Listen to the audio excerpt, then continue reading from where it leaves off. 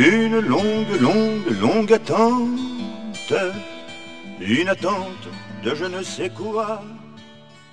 Eh bien voilà, eh bien nous allons récompenser des livres d'avenir maintenant et le prix de l'œuvre engagée est décerné à Maël de Calan pour La tentation populiste aux éditions Transmettre.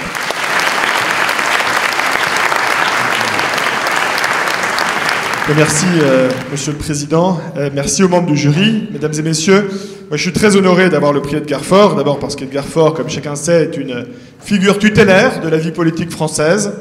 Ses aphorismes, sa carrière brillante, sa capacité à façonner la scène politique font bien des envieux. Moi, je ne sais pas si j'aurai sa carrière, mais en tout cas, j'essaierai de m'inspirer de sa passion républicaine.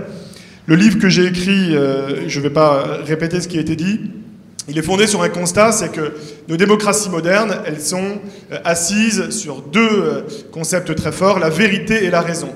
Et la vérité, d'une part, la raison, d'autre part, sont battues en brèche dans toutes les démocraties libérales, dans quasiment tout le monde occidental, et je cherche à m'interroger dans ce livre sur les causes du vote populiste. Je constate, et ce livre n'est pas baigné d'optimisme, qu'elles sont toutes en expansion, elles sont toutes en train de s'aggraver, elles sont toutes structurelles, de sorte que l'arrivée des populistes au pouvoir semble à peu près inéluctable.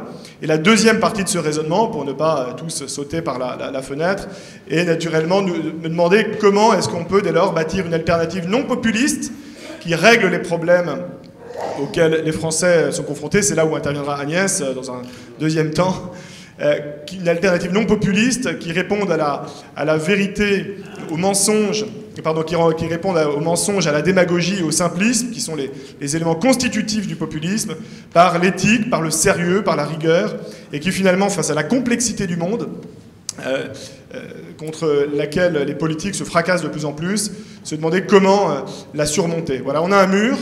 Pendant longtemps, on s'est arrêté face à ce mur. Les populistes, aujourd'hui, nous proposent de foncer dedans tête baissée. Est-ce qu'il y a une alternative? Et la réponse est dans mon livre, qui constitue cette alternative crédible, libérale, à la tentation populiste. Merci encore au jury. Merci, Monsieur le Président.